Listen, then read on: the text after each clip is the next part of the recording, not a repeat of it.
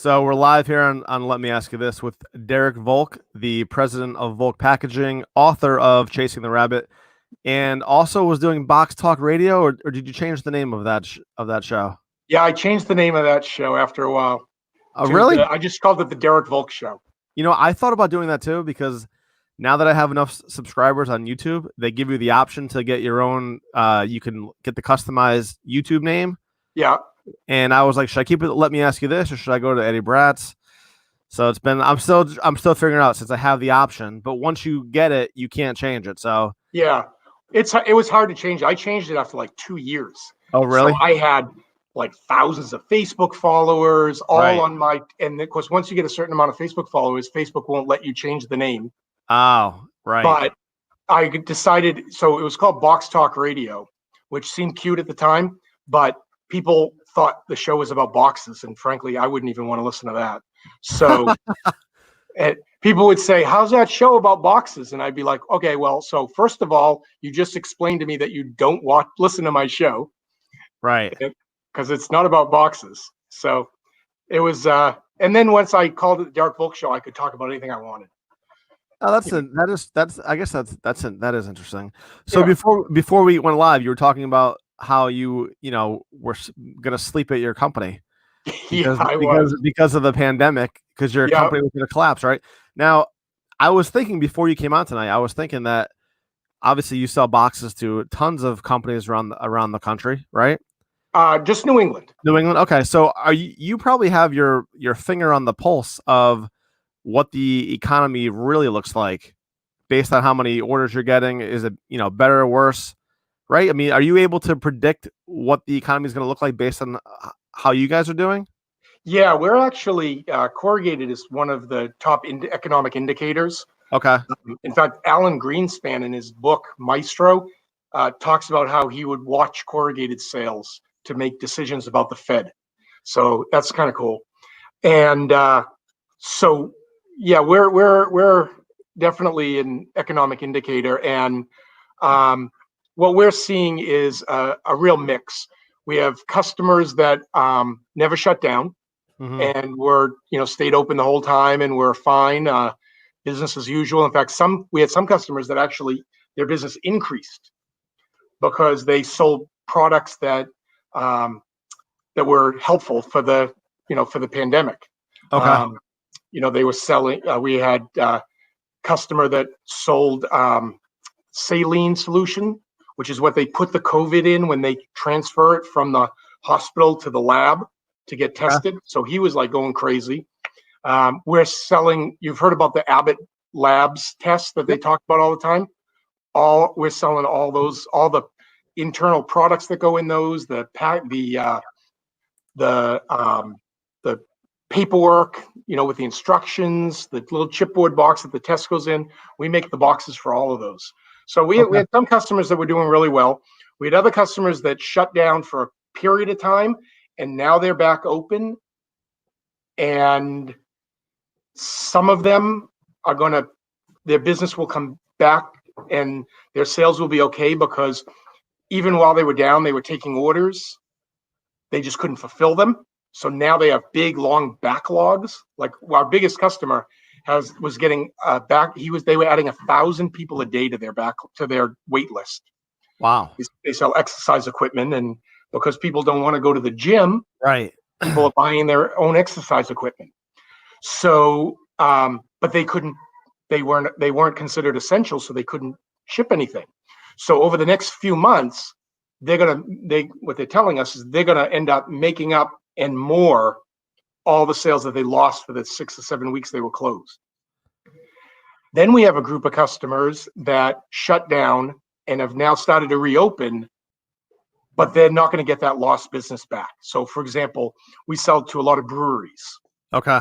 And the restaurants that were closed for 7 weeks, it's not like people are going to go out to eat. People will start to go out to eat again, but they're not going to drink all the beer that they missed while they were closed. Right. So those are just like lost sales. They'll never get them back. And then we have customers that are really struggling, that are like, we have a customer that sells rope, and they're down like 90% because they only sell to retailers, and all the retailers are closed. Yep. So it's a real mix. Our sales are down. Our sales were down about 25% in May, which was pretty significant.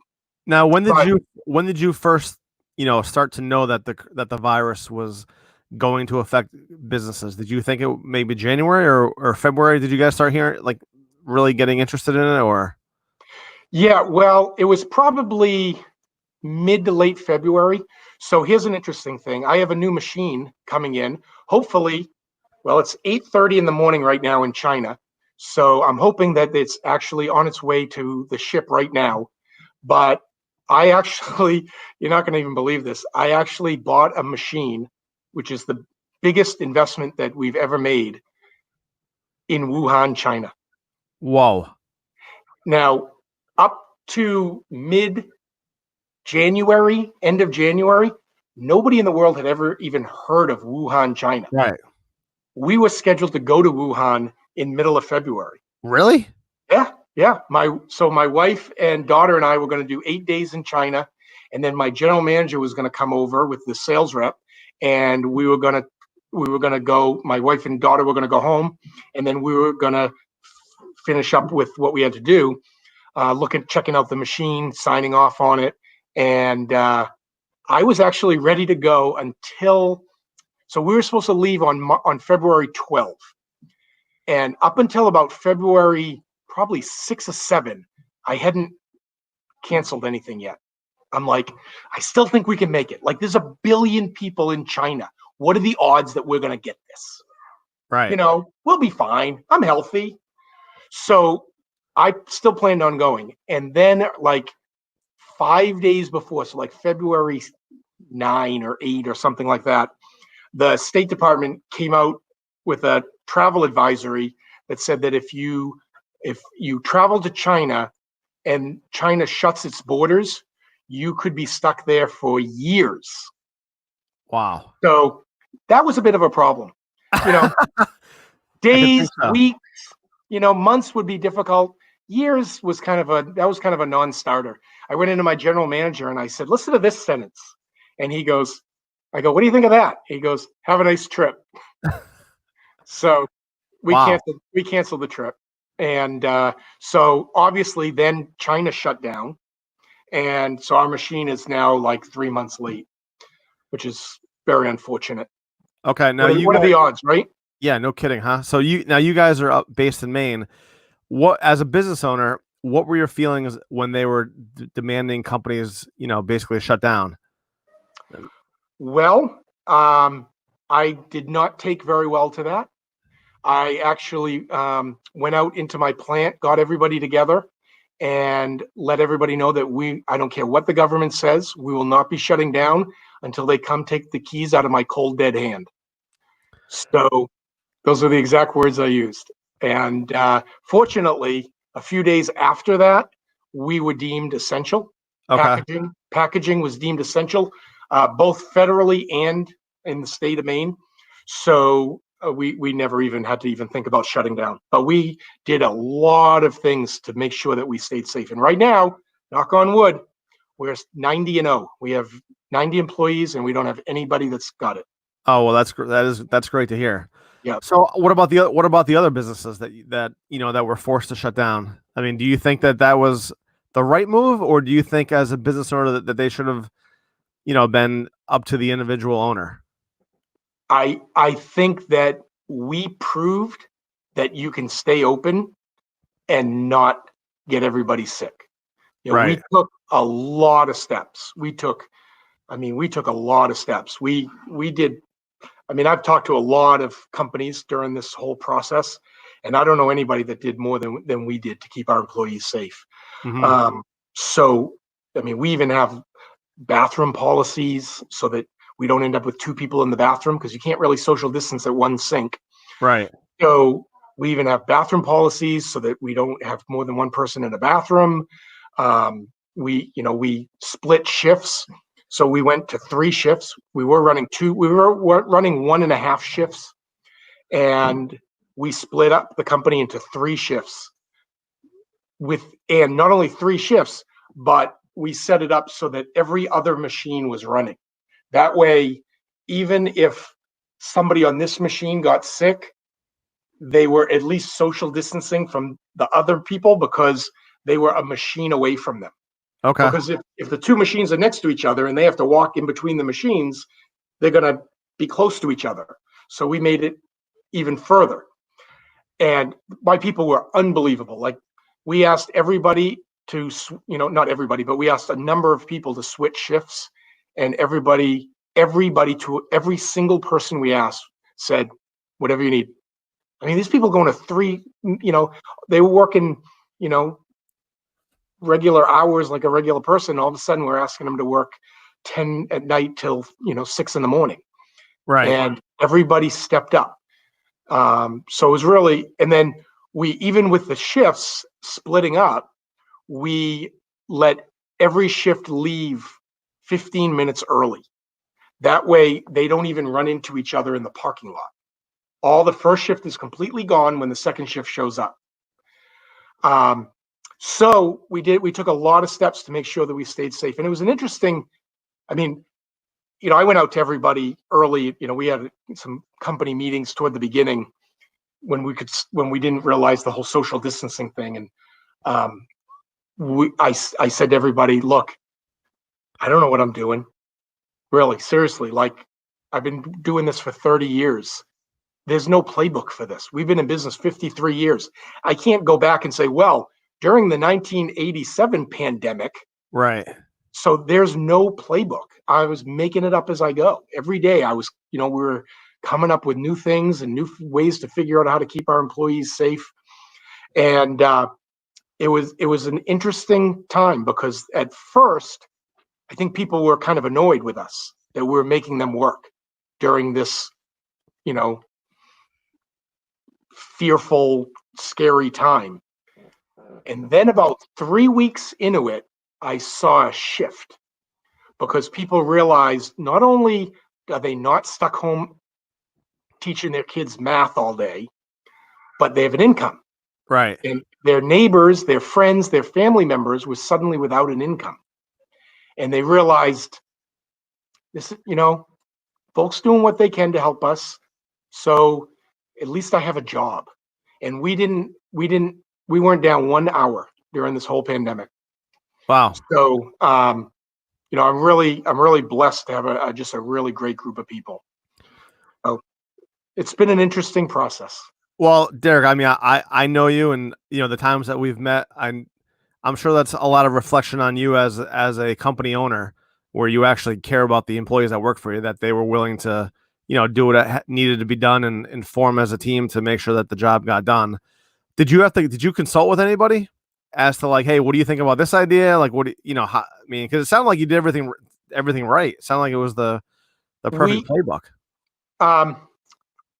It's kind of awkward to, for me to say that, but honestly, I was at a meeting, online meeting, of course, last week, and people said, what would you do differently? And I'm thinking, I think we did a pretty damn good job with this thing. Right.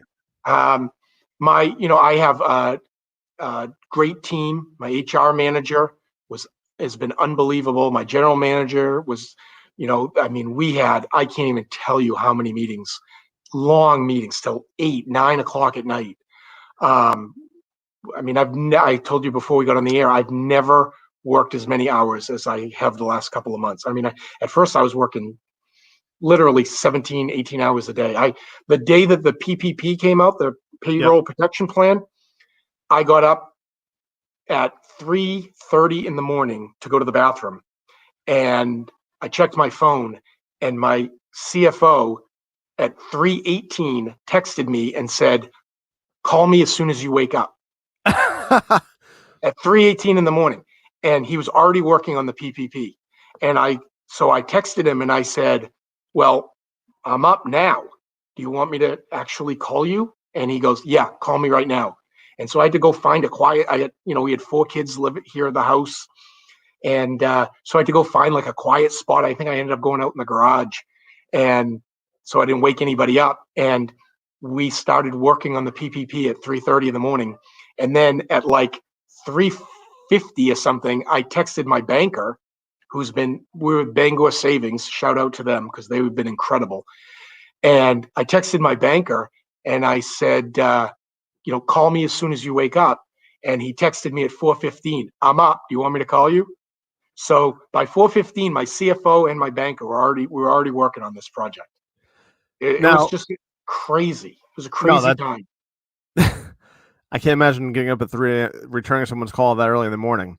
I know. With the PPP loan, what were your thoughts on companies that were maybe misusing it? Well, obviously, nobody likes to see something like that being abused, and the intention. Companies like Harvard or whatever. There were some other big companies that technically were smaller, but so according to the law, they didn't break the law. Sure. But they weren't doing what was in the spirit of the bill. Right. And I think that's what people really had a problem. I mean, Harvard has like a $2 billion endowment. So come on. So what the PPP did for Volk Packaging, as well as a lot of companies that I'm my customers and people I'm just friends with, it did exactly what it was supposed to do. Sure. Yep. There aren't a lot of times. I mean, there are not a lot of times where you can say the government did it really well. And other than the initial release of it, which was a little clunky because they didn't give us enough time to kind of figure out how it worked. They released it at midnight, the morning that we were on the phone at 3 a.m. Mm-hmm. And they released it at midnight, and then you could start applying at 7 a.m. Well, that's, they took a stressful situation for business owners and they made it so much stressful by putting this like time thing on it. And they were all, people were afraid, by 7:15, all the money's going to be gone and blah, blah, blah. What was blah, it, blah. like buying concert tickets? You have to get up, you got to sleep and wait in line? Yeah. And my banker was saying that don't worry, that's not the case. It's not, there's a process you have to go through. But there was a lot of panic that was unnecessary. What they should have done, the only thing that they should have done differently, in my opinion, my humble opinion, is they should have released the information about how the PPP works on Friday, like they did, but not accepted applications till Wednesday, and let people have a few days to kind of process this, because it's like 900-page bill. Right. So, and my accounting firm, Albin Randall and Bennett, shout out to them because they are excellent as well. She read the entire bill. She read all 900 pages. So it was like I said, it was a crazy, crazy time. But what the PPP did, and what it did really well, was it kept people employed. It absolutely kept people employed. I can tell you right now that there are 7 people at my company alone that have a job today because of the PPP. Really? Because before they started talking about that, we had already sat down as a management team and figured out who's going to be in round 1 of layoffs. Mm-hmm. And we had 7 names, and I'm not going to tell you who they are, but we had 7 names, and those were going to be the first round of the layoffs. And then we had another round that we were already starting to look at. And the PPP came out, and it penalizes you for layoffs. Right. So why would we lay anybody off? The government is encouraging us. They're incentivizing us for good reason to not lay anybody off. And here we are, June 5th, 4th, whatever day it is, and we didn't have a single layoff. So we didn't even have a furlough day. So they did a good job, and you can't say that very often. I know. That's true. Now, how long have you been the president of Volk Packaging? How many years? So the company was started in 1967 by my father and grandfather. My grandfather retired in 1986, passed away in 1996. My father retired in 2007. In 1974, my uncle joined the company. So in 2007, we went from 3 of us to 2 of us. My uncle became CEO and I became president. So Okay. I've been president since 2007. And the end of 2018, my uncle retired. So it's just me now and Is my this wife. My was wife this joined the company. was this the most challenging time of Volk Packaging, do you think? It's I'd say it's a close. It was probably the most challenging time, only because of all the unknowns. Right. There was so many. We didn't know if half the company was going to die.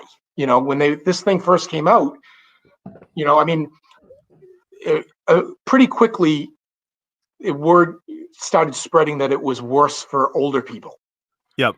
And so we have a couple that worked for us. They actually met at Volk Packaging and have been married for 20 something years.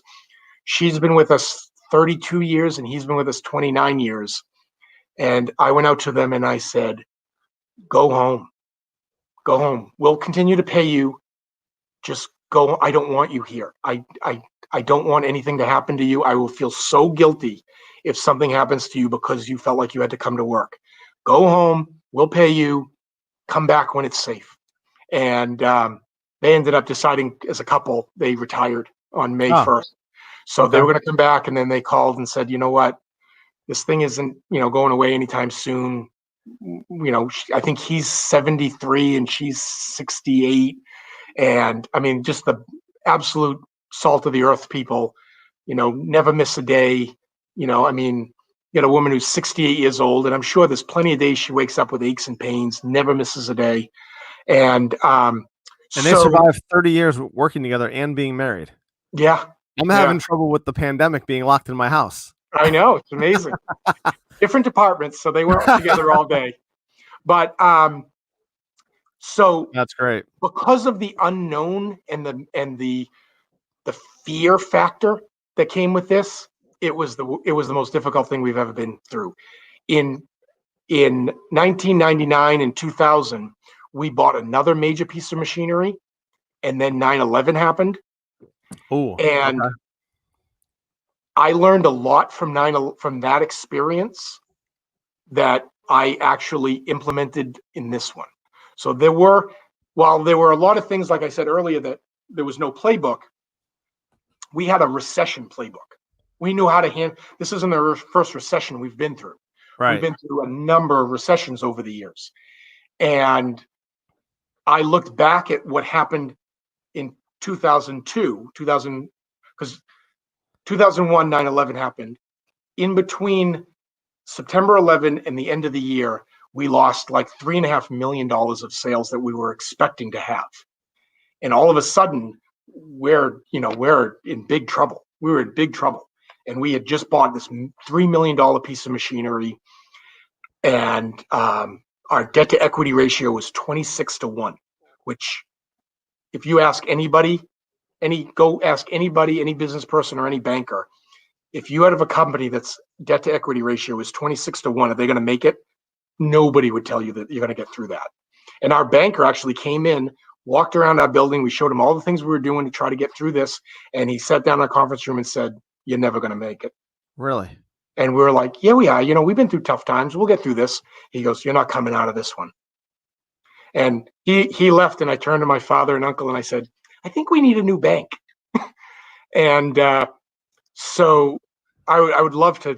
In fact, 3 years ago, we had our 50th anniversary. I tried to track that guy down because I wanted to send him an invitation to our 50th anniversary open house, but I couldn't find him. I looked everywhere, Facebook, LinkedIn, and couldn't find him. He's probably passed away. He was like 60 something probably in 2002. But anyway, that was a really tough time. And the big mistake we made at that time was the planes hit the building, the phone stopped ringing, customers started canceling orders, and we kind of sat around for a few months thinking, how's this going to impact us? What do you think this is going to do to our business in the long term? And what we should have done is take immediate action. And that's what I learned from the last big recession that we went through. I mean, we learned it a little in 2007, 2008. during the housing crisis, but we kind of lucked out during that one because right before the housing crisis, we lost our biggest customer. So we made a bunch of cuts right before the housing market crashed. Mm-hmm. So we had already really, made ourselves thin and lean. And then the housing market crashed. And we were like, well, we just had a big layoff and we just cut all our costs and looked at everything because we lost our biggest customer. And then our biggest customer that we lost, the company that took it did a horrible job and we got it back. But we'd already made all these cuts and, thinned out, really did a good job cutting costs. So we made it through the Great Recession with no problem at all. But this time, we jumped on it very quickly. Starting with me, I took a pay cut immediately. Mm-hmm.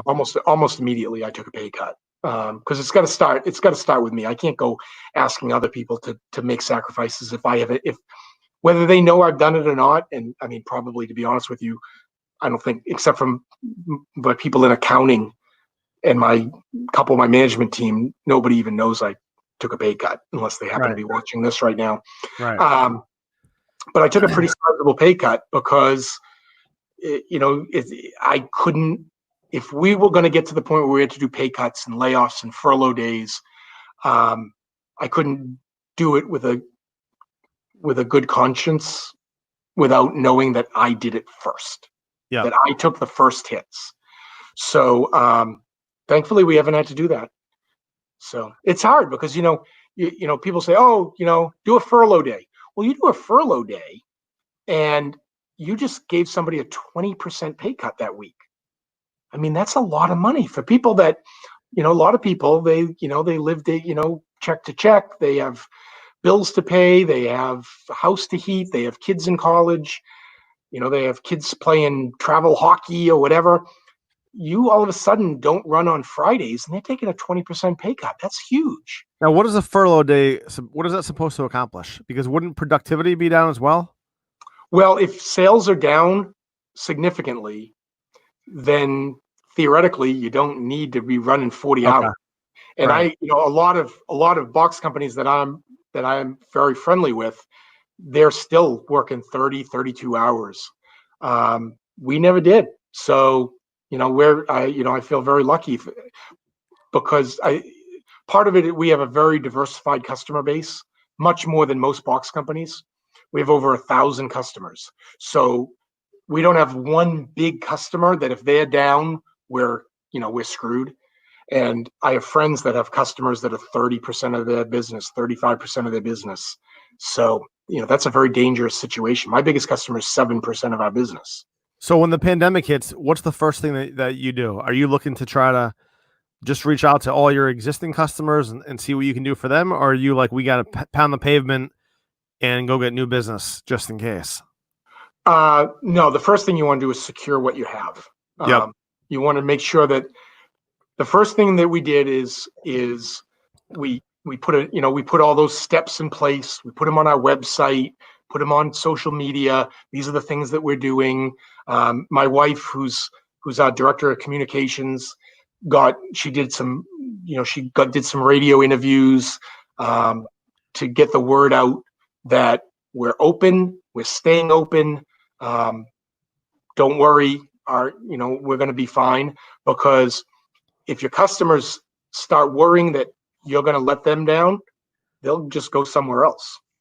And, then you're in trouble.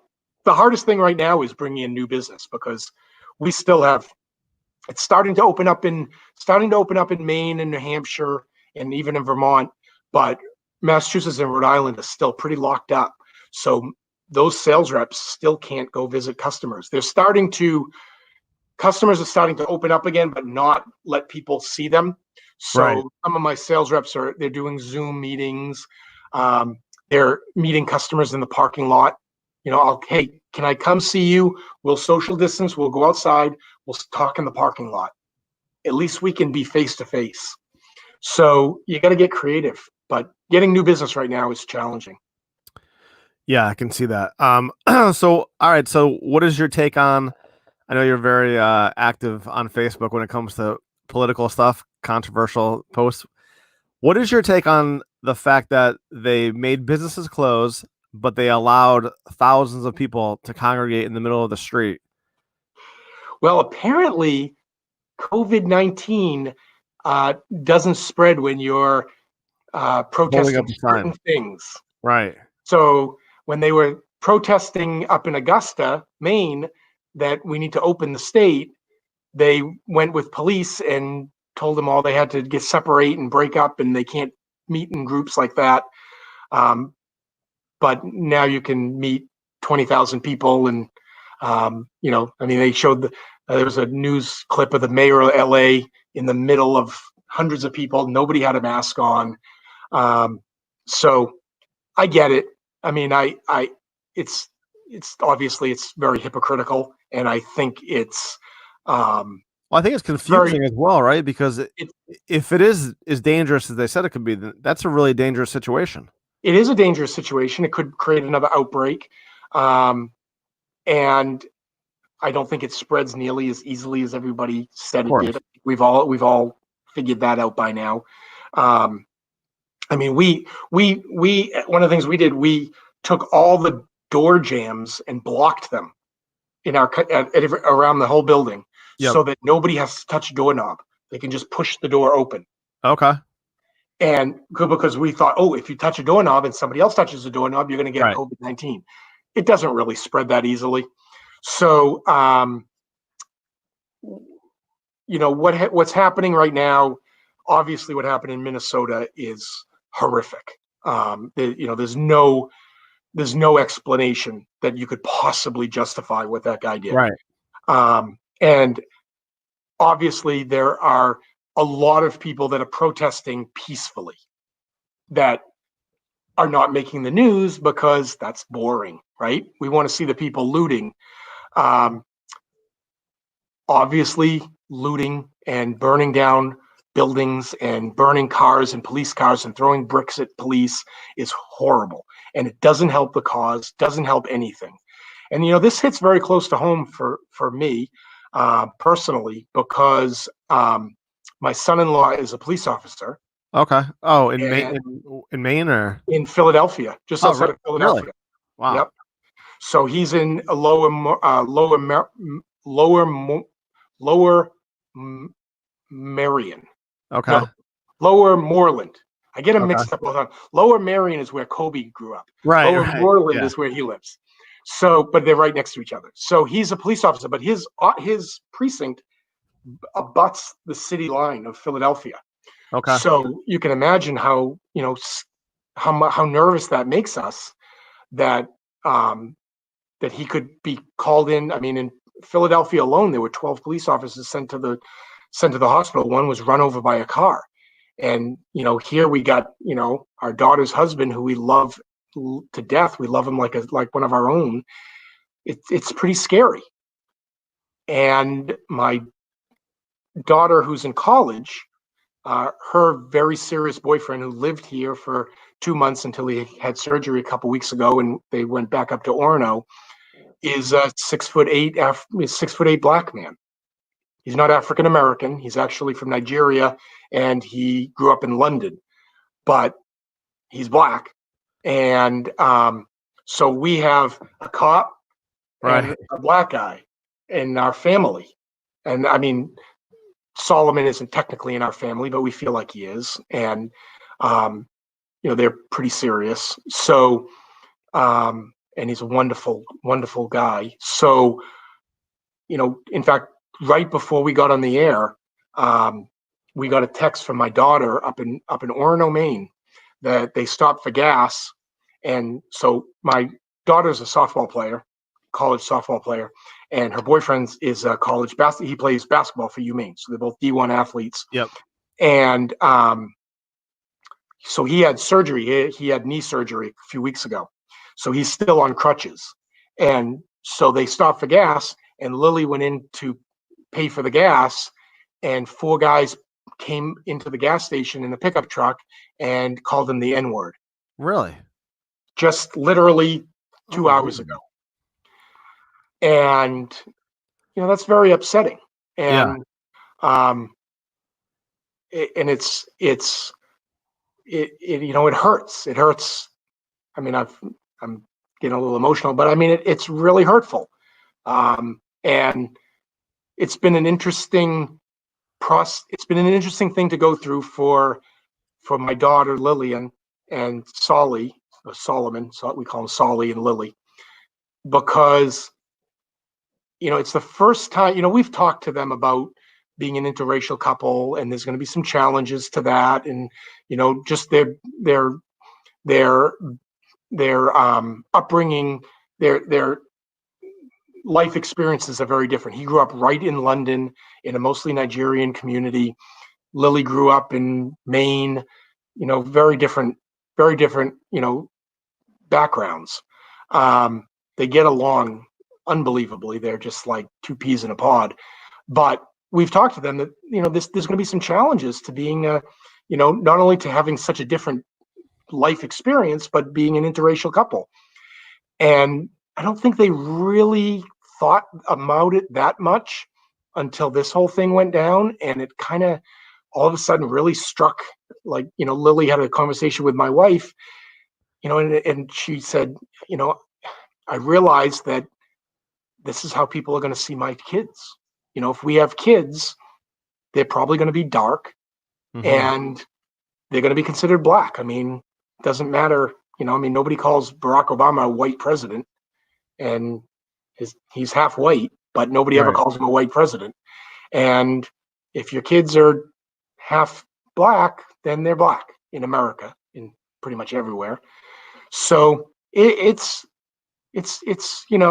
hard. This has been a difficult time for our whole country, and I hope that we can put all the politics behind and start to realize that and this is what so ever since this COVID thing started, I started having company meetings every day but we can't meet. So I go out in the plant and I get on the PA system and I have a meeting every single day for now for 3 shifts, now for 2 shifts, because we've gone back to 2 shifts as of this week. And so I felt like I had to address this. And so I said, basically, some of what I just told you, that, this is very personal for us. We have a cop and a black man in our family, essentially. And we all have to realize that this really, as much as chaos is going on right now, we're all really more alike than we're different. We all have a heart, we all have lungs, we all have kidneys, we all put our pants on one leg at a time. We all love a sunny day. We all love our kids and our moms. Like, there's so much. We all love a good football game or a good baseball game or whatever sport we're into. So if you think about it, we're even the most ardent Democrat and the most ardent Republican, if they have a lot more in common than they think. Right. I have a customer. We have a customer actually that was talking to one of my sales reps a couple of days ago and said something about how said something like, I really like Volk packaging and I respect Derek, even though we don't agree about anything. That's what he said. And we're Facebook friends, myself and this customer, and I kind of, that was just yesterday actually, and I said to the sales rep, I said, that's interesting that he would say that, because the fact is that if we went out for dinner together and started talking, we probably agree about a lot more than we disagree in the grand scheme of life. And somehow we need to figure out how we do that, how we all realize that. And my wife and I watched a terrific sermon from a guy named Miles McPherson in San Diego that we follow.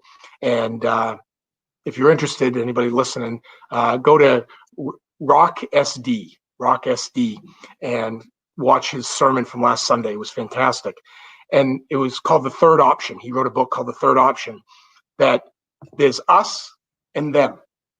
And we all put ourselves in those categories. I'm white. I'm a Republican. I'm from New England. I'm a Red Sox fan. I'm a Yankees fan. we all put ourselves in these categories, and we tend to trust people that are like us. We tend to want to be around people that are like us. And he said, he admitted, he said, I'm no different. He was a professional football player. He said, I'm no different. He said, I walk into a room and there's a bunch of baseball players on one side and a bunch of football players on the other side. Who do you think I'm going to go talk to?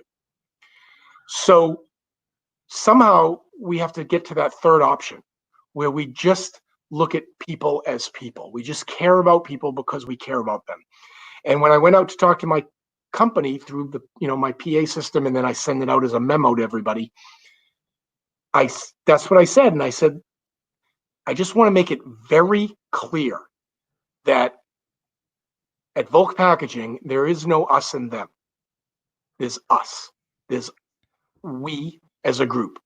And I will accept nothing less. I will have zero tolerance for anything less. And we have, it's Maine. We don't have a lot of Black people working for us. But I reached out to the few Black people. We have a couple people from Jamaica, and we have a gentleman from Burundi, which is in Southeast Africa.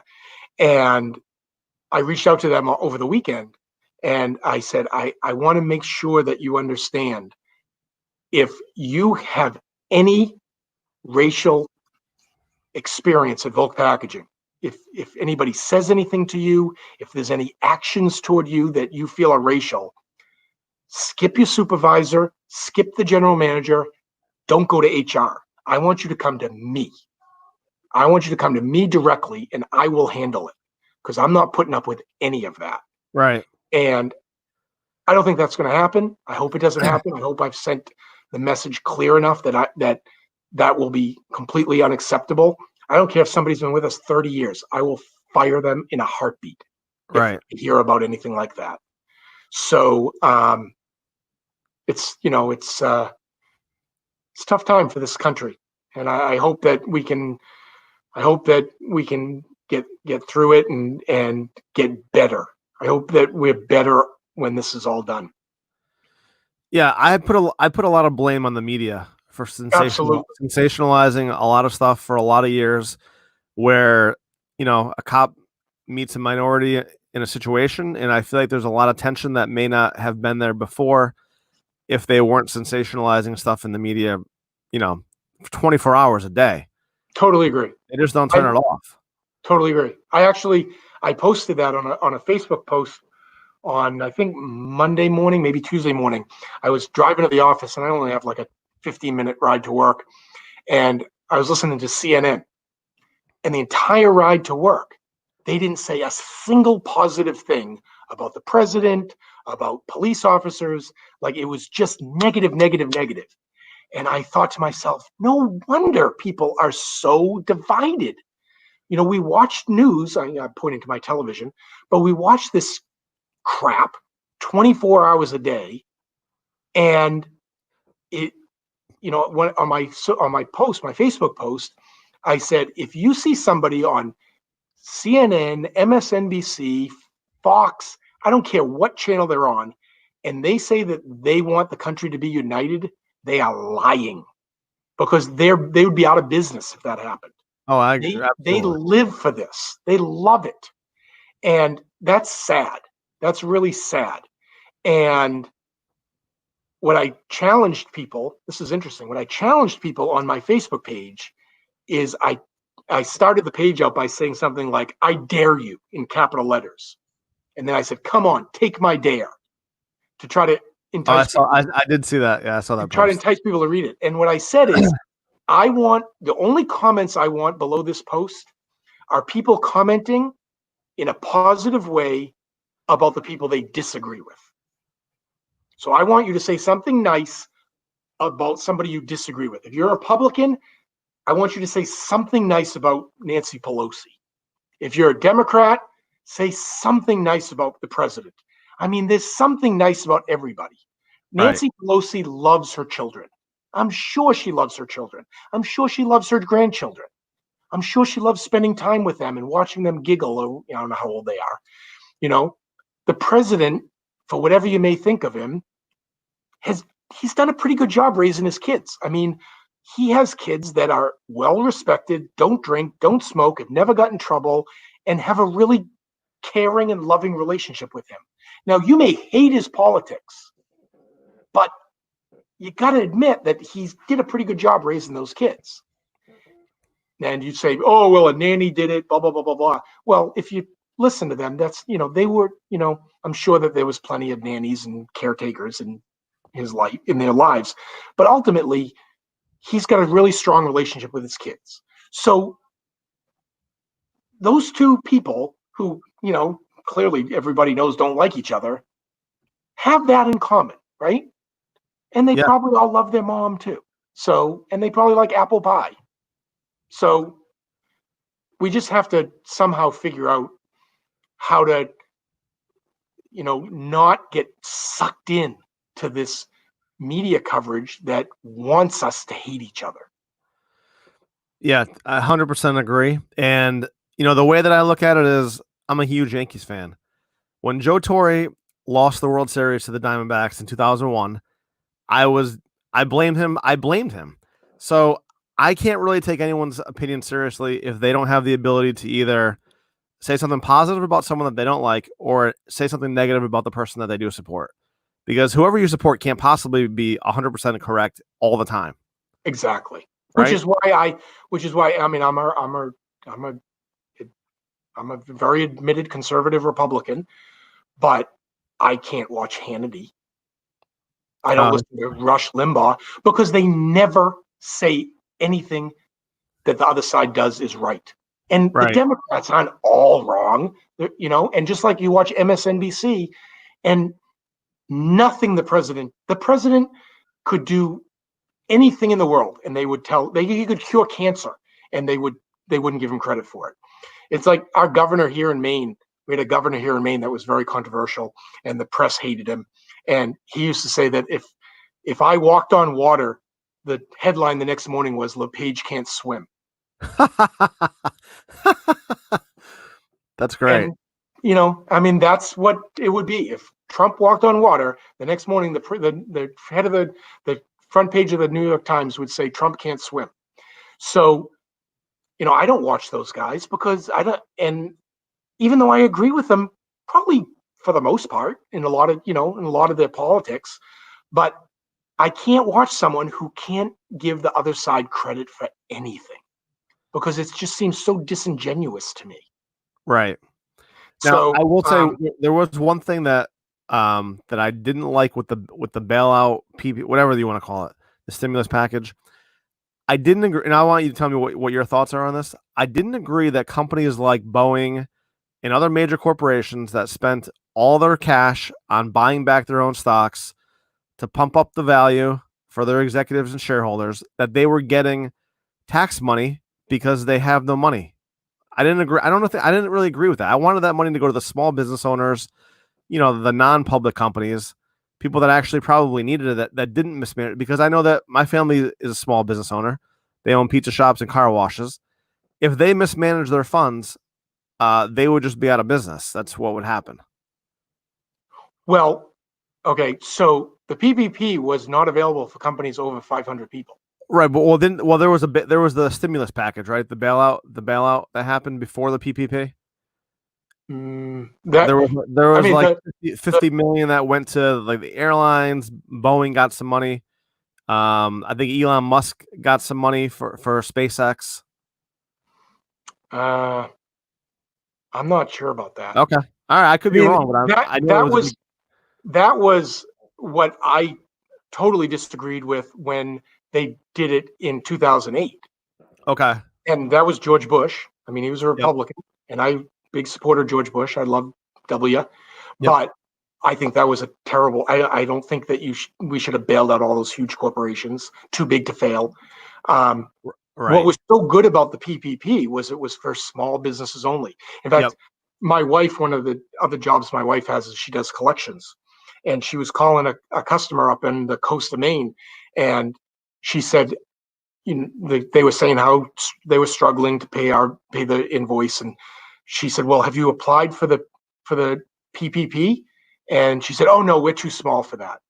And Amy was like, no, you're exactly who they did it for. And we ended up sending, I put together an email for my sales reps to send to their customers that explained each part of the stimulus package and with links on how they could apply for it. So it's, but you're right. I mean, I don't agree that huge companies, just like we talked about earlier, I don't think that Harvard with a $2 billion endowment should have got that money. Right. And they did give it back. I mean, to their credit, after they got pressure. But what was great about this package was that it was geared to small businesses, and it was geared to keeping people employed. Now, even with that, we still have, so many businesses that are not going to make it through. My opinion is that's because they've remember, this all started with, we're going to flatten the curve. Right. We're going to take a couple of weeks off. We'll flatten the curve. Everybody can go back to work. Then they flattened the curve and they said, well, we're not going to ready to go back yet. And then they were like, oh, well, we got to have a vaccine. Like, I mean, at some point I remember talking to people and people would say, well, I don't think we should open until there's a vaccine. Well, we don't have a vaccine for cancer. How long have we been working on that? I think I read somewhere the fastest vaccine took 4 years to create. Yeah. I mean, the common cold is a coronavirus. Right. We don't have a cure for the common cold. Like, there may never be a vaccine for this thing. I know that they're talking about one every day on the news, but we can't wait to open this country until there's a vaccine. Yep. I mean, at some point, the people who are most vulnerable have to protect themselves, and everybody else has to go back to work. I mean, I have a friend in Utah. They never shut down. They told people to take precautions. They told the people that were vulnerable to protect themselves, and they never shut down. And this guy, he owns a box plant in Salt Lake City. He was up 40% in April. Wow. When the rest of us are, because Utah never shut down. I could see the challenge there. The one challenge I could see there would be if you are vulnerable or you live with someone vulnerable and you're like, well, I can't come to work because I'm afraid I might get my wife sick and she could die. And then that company says, well, if you can't come to work, then I'm gonna have to fire you and get someone else. I could see that being the one challenge to that. I don't know how to solve that. But the package actually gives there's 6 different categories for people that can get paid FMLA during this crisis. Right. And I mean, we have a gentleman that works for us. He's been with us for 5 years or something like that. Right out of high school. It's the only job he's ever had. And his wife tragically has cancer. And he's been home the whole time. We're like, don't come to work because we don't want you to get your wife sick. So just, stay home. And there's money available. It's under what they call the 941.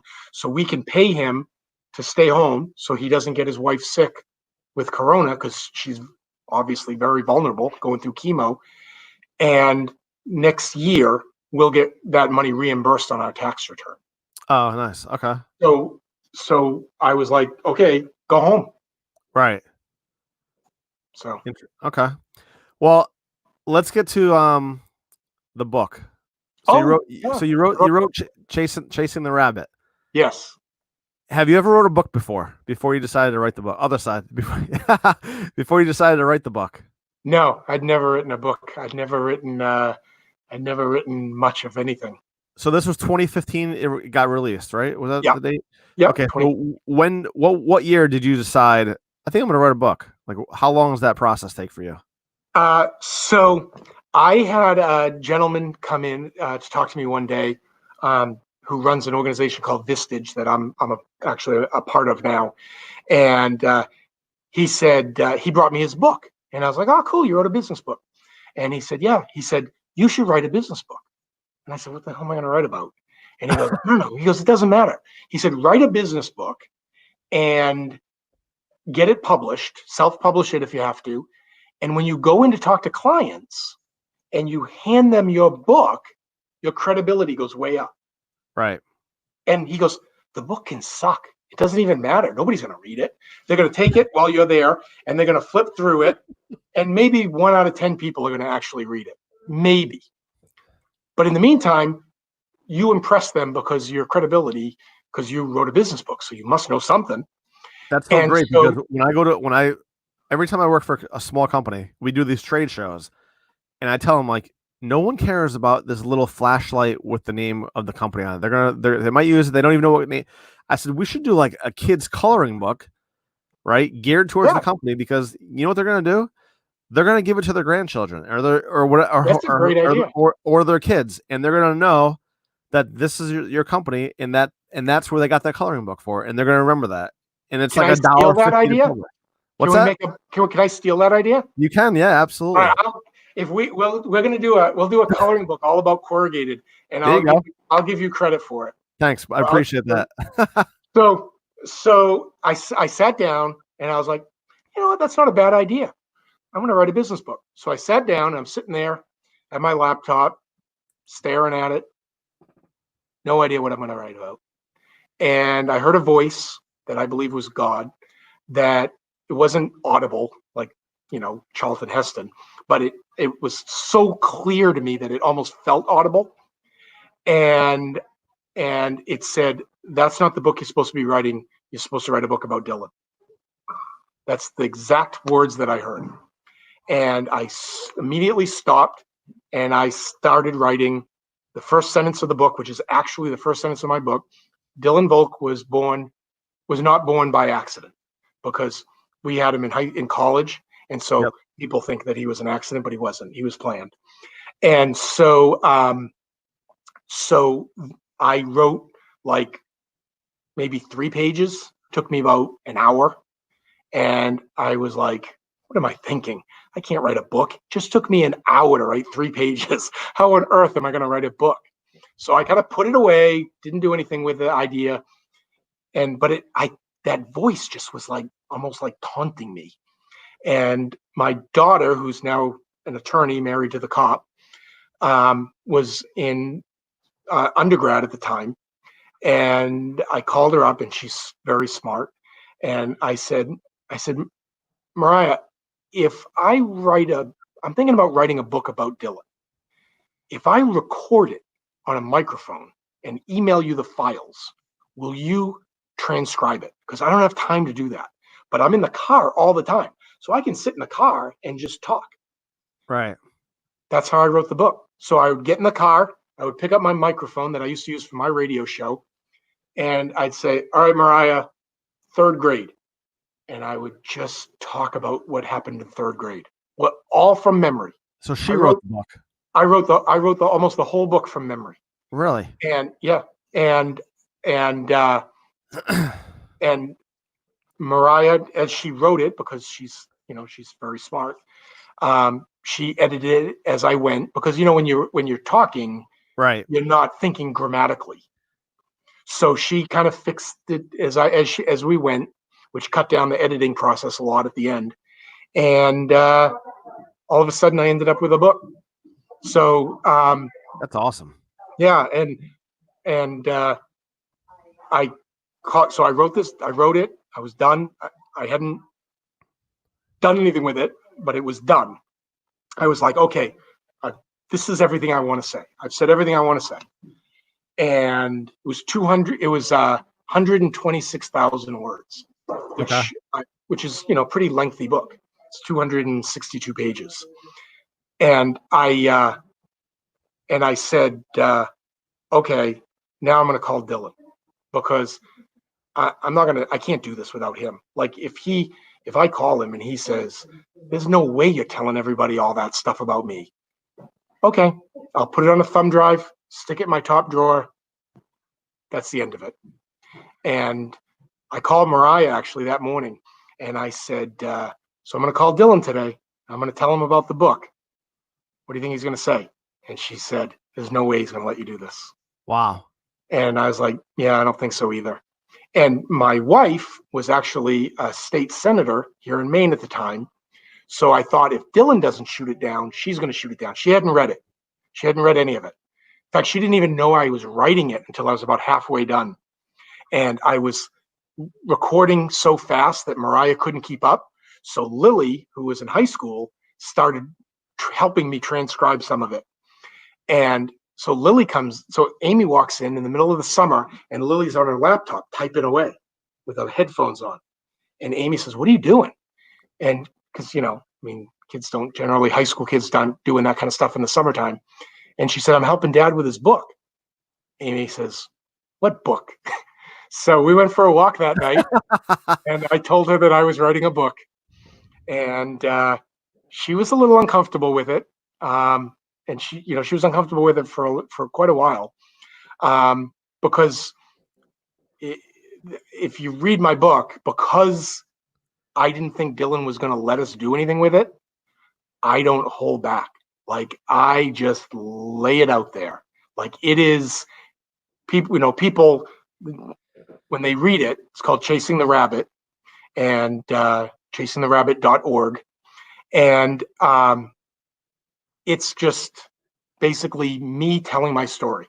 So people, a lot of the reviews call it brutally honest and raw, because I tell people exactly what I was thinking in sometimes not very flattering for myself ways. Because there were a lot of things raising Dylan, a child with autism, that I'm not very proud of. I did some things, I would have done things a lot differently, if I could have looked back and done it. But it's a long story. I won't go into it, but I mean, it was, we had years where we didn't even have a diagnosis. So we had no idea. We just had this kid who was like totally out of control, and we had absolutely no idea why. And so anyway, I wrote the book, called Dylan. I said, "Dylan, I wrote a book about you, and I think it has some legs." If you look at all the books about autism, they're almost all written by either moms or medical professionals or psychiatrists, psychologists. There's almost nothing from a dad's perspective. Yep. So I think it's got some legs, but I want you to be part of it. So what I'd like to do is, if you're okay with it, I'll send you chapters, and you write what your perspective of what I wrote about from your perspective. So throughout the book, there's what's called Dylan's takes. So it's me writing the chapter, and then Dylan writing his perspective on whatever I just wrote about, which was sometimes very different. And so I told him that's what I wanted to do. And he was like, "Yeah, I'm good with that." And I said, "Really?" I said, "Well, there's going to be some parts of this book that you're not going to like." And he goes, "Whatever." At the time, he was 21 and living in Austin, Texas. 23, living in Austin, Texas. And I said, if this thing takes off, we could maybe do some public speaking. And he says, "Oh, I'd be great at that." And I said, "Yeah, you probably would be." And we've now done over 100 presentations in 22 states. And he is unbelievable. He's one of the best public speakers I've ever heard. And we don't go anywhere. We haven't been to a single conference that Dylan is not the star of the entire weekend, or 2 days or 3 days or whatever the conference is. Every conference we go to, every review we get, every feedback we get, Dylan, we speak together, but Dylan is the star. And I always joke that he's Paul McCartney and I'm Ringo Starr. I'm just in the back playing the drums. He's the star. And he keeps telling me I got to get a new reference, because that's a very old reference, but I'm old. So, but it's just been an incredible experience. The book. People ask me a lot. Did the book do as well as you wanted it to? Well, no. I mean, if ideally, Oprah would have mentioned it, and I would have been on the Today Show, and I would have sold millions of them. That didn't happen. But the impact that this book had on the people that read it and the people that heard us speak was so far beyond anything that I ever could have imagined, that I don't, honestly, I don't care if I ever sell another book. If I never sell another book, I'll be totally fine, because I had so many letters and emails and Facebook messages, people saying things like, "You changed our family. You completely changed my relationship with my child." Like, how much is that worth? That's worth way more than anything Oprah could have done for me. Right. So in that way, the book is probably one of the best things that I if after writing this book, I thought back, I thought about it and I thought, you know what? Now that I've done this, if I died and my obituary said, he made a lot of boxes, I didn't do very well. Like, if that's all I have to show for my life is that I made a lot of, made a lot of boxes. Jackie Robinson said, your life is only as valuable as the impact you have on others, or something to that effect. And that's how I feel about Chasing the Rabbit. And then in 2018, Dylan came out with his book, Bad Choices Make Good Stories. Yeah. And so this is Dylan's book. If I pull this down, it's probably going to fall because I got it balanced. He's coming on next week. Oh, is he really? Yeah. Oh, great. That's awesome. So this is Dylan's book, Bad Choices Make Good Stories, My Life with Autism. And it's fantastic. It was, I read that one. That was, I tell you what, I breezed through that. It's a hoot. It's a great book. Breezed right through it. It was a great book. He's so insightful. He has such an interesting perspective of his own autism, how it's impacted his life, how he sees the world. He's the king of analogies. When he speaks, he has all these great analogies that just blow people's minds. They really do. People are just, they can't believe the ways that he can explain how he feels. The most powerful one is he has a chapter in his book, choicesmakegoodstories.com, about his feelings of being suicidal. Mm-hmm. And he says that, when we speak, he talks about it. He says, I feel like I'm at a party that I didn't get invited to, that I didn't want to come to. Like, I was born. It wasn't my choice. I was born. My parents decided that I was going to be born. I didn't choose that. And now I'm stuck here and I don't like it. I'm at a house party that I didn't want to go to, and I don't like it. The music's too loud. I don't like the environment. It's too crowded, and everybody's telling me I can't leave. And I want to leave, but I can't. That's how I feel. And that's, to think about that's, it's sad. I mean, obviously as his father, it's, that's heartbreaking for me. And then he talks about why he hasn't killed himself. And, he knows that would crush his family. Right. And so he could never do it.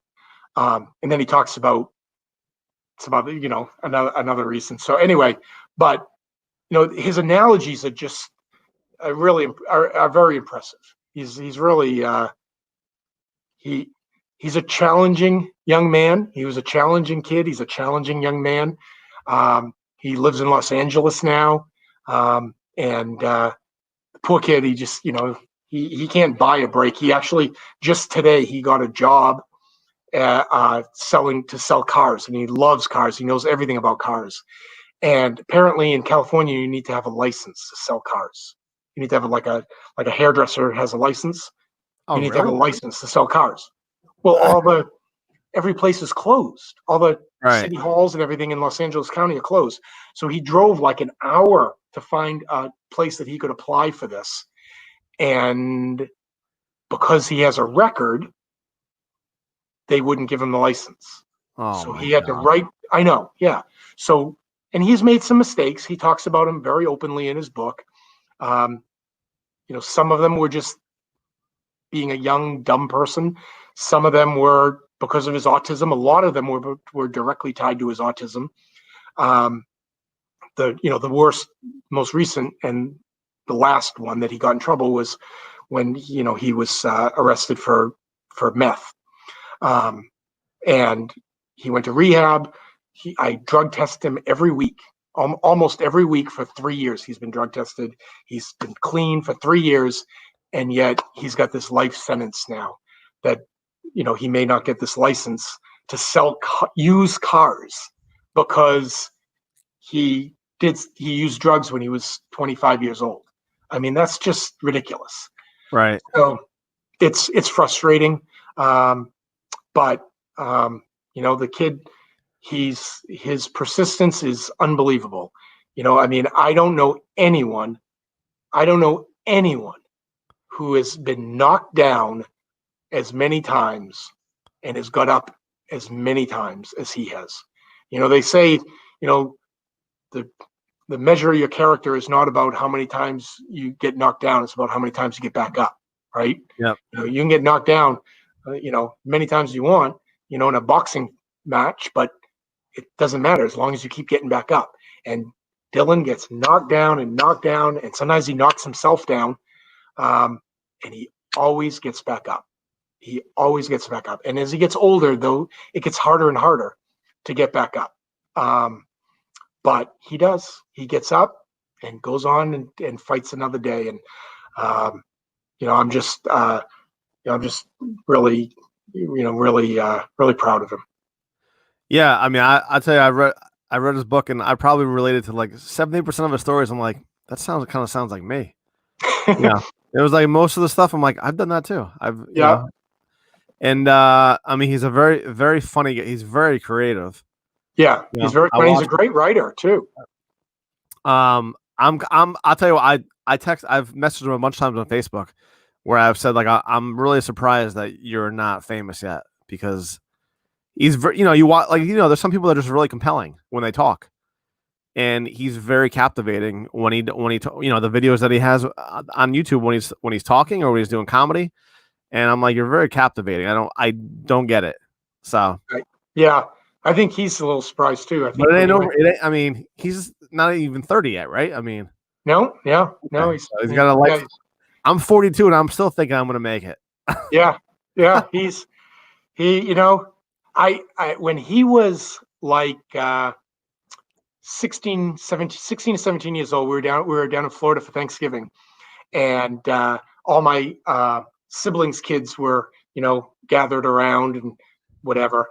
And I said to my father, and I said, a lot of these kids are going to end up going to Ivy League schools and getting really good jobs. And the fact is that Dylan could be the most successful grandchild you have, or he could be in jail. Could go either way. And my father laughed and he said, yeah, I know. And so, he's not there yet. And, maybe he won't ever be famous, but I can tell you that he doesn't really appreciate it as much as I do at 50. But Dylan has had an impact on people's lives that people that live 85 years will never be able to say that they had as much of an impact as Dylan has already had on people's lives at 28. No, that's great. At 28 years old, you really, you don't really appreciate what that means. But it's I hope that as he gets older and as he sees, by the time he's 50 years old, by the time he's my age, and he sees people around him and what they've done with their life, and he looks back at the impact that my book had with him co-authoring it, and then the impact of his book, that he realizes that however much money he makes, whether he ever, even can make a living on his own, because he still, struggles and we help him out. He's mostly still living off the book money, frankly, and the speaking engagements, which is tough because now every conference has been canceled for God knows how long. You know what's interesting? So I do have a lot of authors that come on, and one of the things that I think people think is that if you write a book, that you're automatically a multimillionaire, which obviously is not the case. But people do think that, right? I mean, I'm sure they do. Yeah. Oh, you write a book? Oh, wow, But so when you self-publish it, did you self-publish it, right? Yeah. So how does that work? I mean, do you have to pay someone to do the cover for you, or do you design the cover? No, I had to pay someone to do everything. So, so I set up an LLC. I set up a company, DNA, Derek and Amy, DNA Publishing, and I had to get my own editor. I had to get a printer. I had to set it up on Amazon. I had to do all of that by myself, which I'd never done before. And I had some people help. I hired people to help me. I had a great guy named David Salter, who did the cover for my book and for Dylan's book. Did a great job with it. You want to hold up the book? Yeah, sure. It's probably going to come crashing down. Told you. So this is my book, Chasing the Rabbit. Okay. Dad's Life Raising a Son on the Spectrum. And you can get that at chasingtherabbit.org, or just go to badchoicesmakegoodstories.com and you can buy both our books. You can buy both of them. So with the all the conferences getting canceled, now we can't do speaking. And we were making pretty good money speaking. Right. And I mean, last year I was in my office 3 days in the month of March between traveling with Dylan and watching my daughter play D1 softball. I was in the office 3 days in the whole month of March. This year I didn't miss a single day. I liked it much better last year. And so the books are actually on sale right now. So if you go to you can buy both of them for $20. It's a pretty good deal, half price. Yeah. They were 20 and 20. And you can get both for 30. Right now, you can get both for $20 by going to badchoicesmakegoodstories.com. And but it's it's very hard. Very few people make money on a book. So, right. So I have a couple of friends that are authors. So they were telling me that they have it set up so if somebody in Australia buys a book on Amazon, that it gets printed out in Australia to save on shipping, and then it gets shipped right from there. Do you do the same, something like that as well? Yeah. Yep. Okay. Yep. Yeah. Amazon. So there's different ways you can do it. So Amazon, they're no dummies. So if you do your book just with Amazon, then you get a bigger commission on each.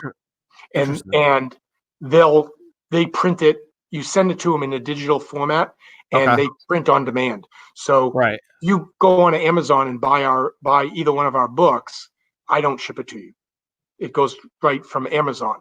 Okay. So, but if you go to badchoicesmakegoodstories.com, then I ship it to you. And then we actually make a little more. So I like it better when people buy it directly from me. Okay. But most people, their first instinct is go to Amazon, which is fine. But then you have to print them up. You have to pre-print them in bulk, right? Is that how that works? No, I do. When I have several boxes of these. Okay. For when we go to conferences and we have speaking gigs, and when people order it through our website. But if they buy it from Amazon, Amazon prints it. Okay. So it's through a thing called CreateSpace. So okay. So CreateSpace, you send the book to CreateSpace. CreateSpace works with Amazon. So you sell the book for $20. CreateSpace takes a cut. Amazon takes a cut. There's not much left. Right. So if you sell it directly, we don't charge shipping. So the price of the book includes shipping. And so we do the best on our books when we sell them at conferences, because we can go to a conference and we can sell 150 books in a weekend.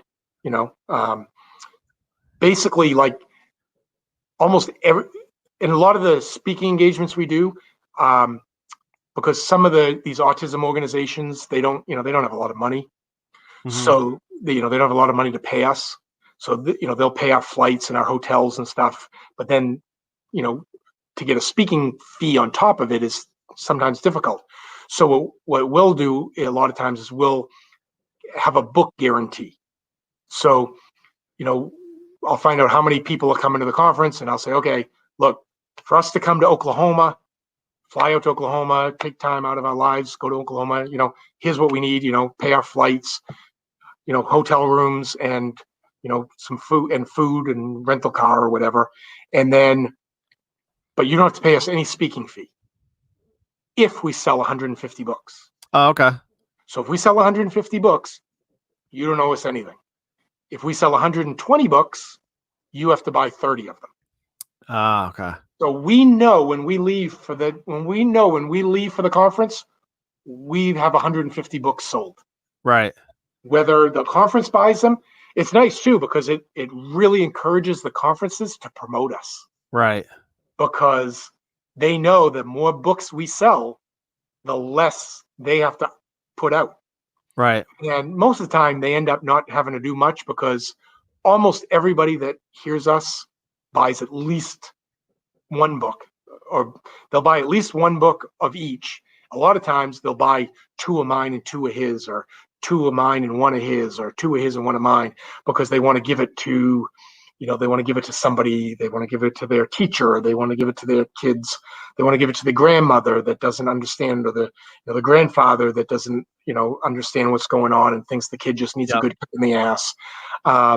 So Dylan's book, Dylan's book does have a parental advisory on it. Yes, it does. But because it has some language, and my concern was that most of the people that go to these conferences, like I would say 90+% are women.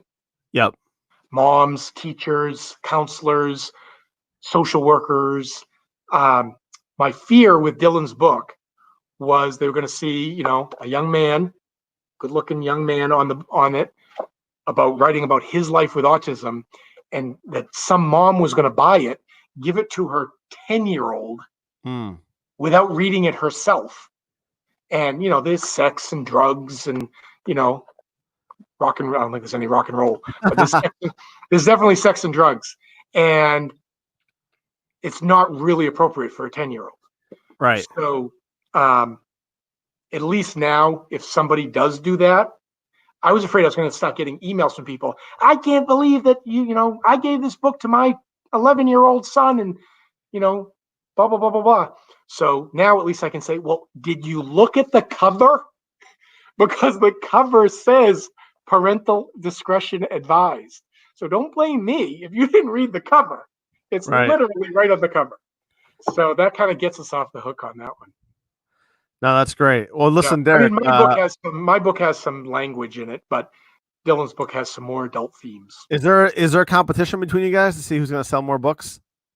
No, I would love to lose that competition. So my book has sold more because we started it earlier, and I think there's more of an appeal for my book for a lot of parents, because especially fathers, and a lot of times mothers that want to. I mean, I've had a lot of moms. My book is on audio too. Both of our books actually are on audio, so you can get both of them on Audible. Who does that? Who reads it? So my book was read by actually a woman.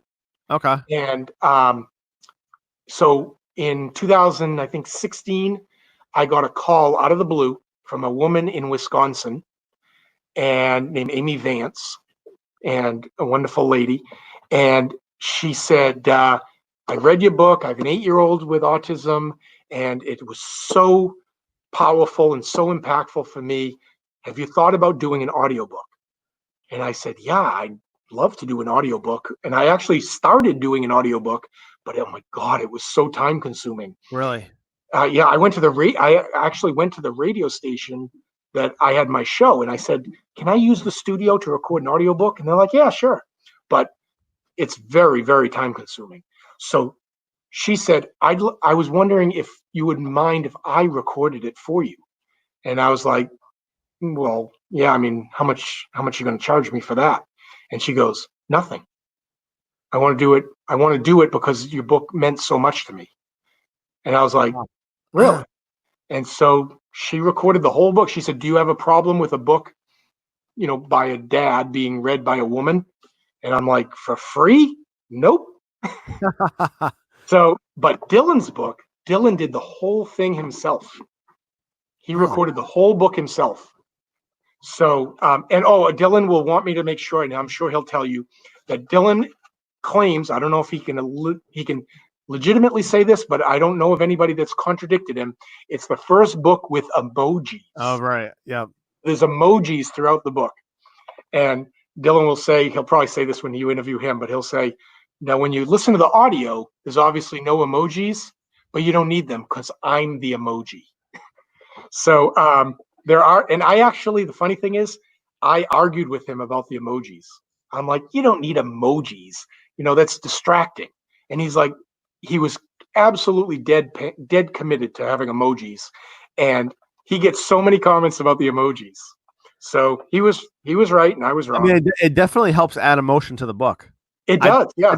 I did think that when I was reading, I'm like, oh, that, because every text message you get now has an emoji on it. Yeah, and he's a millennial. So, and the other thing was that he wanted color photos in the book. You got to have the color photos. Which is expensive.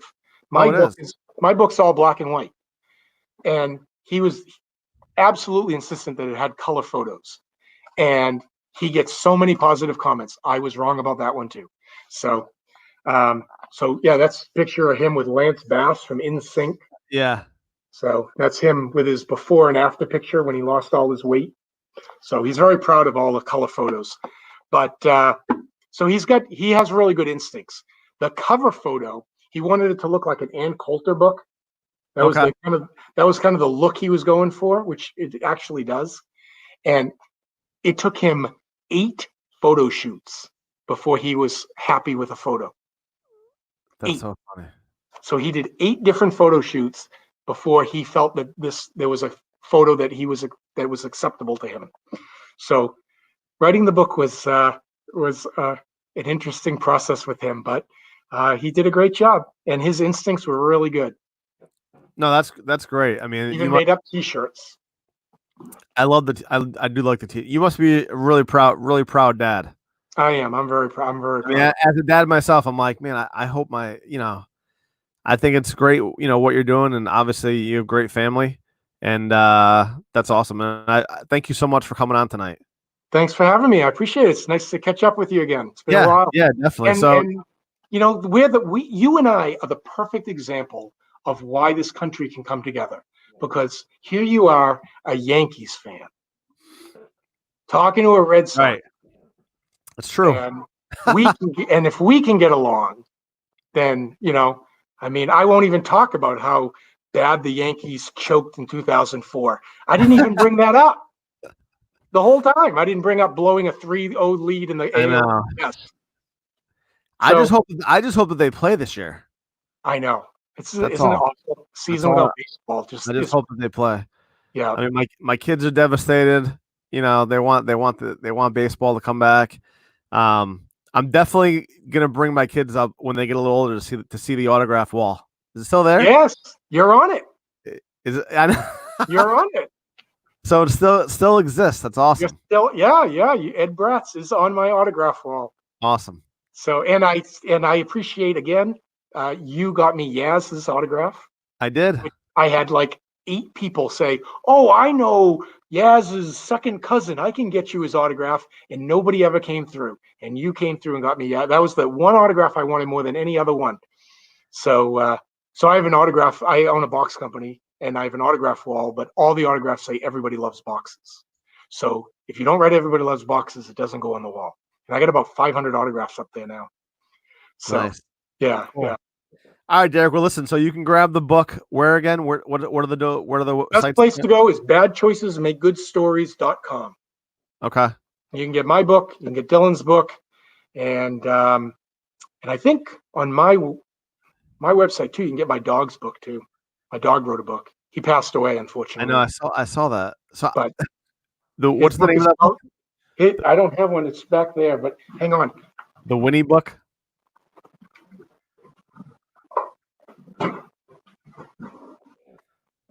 So his book is called The Life and Times of Poor Winnie. Oh, that's great. So it's all his tweets. It's all his funniest tweets. That is so funny. You had the Twitter account going.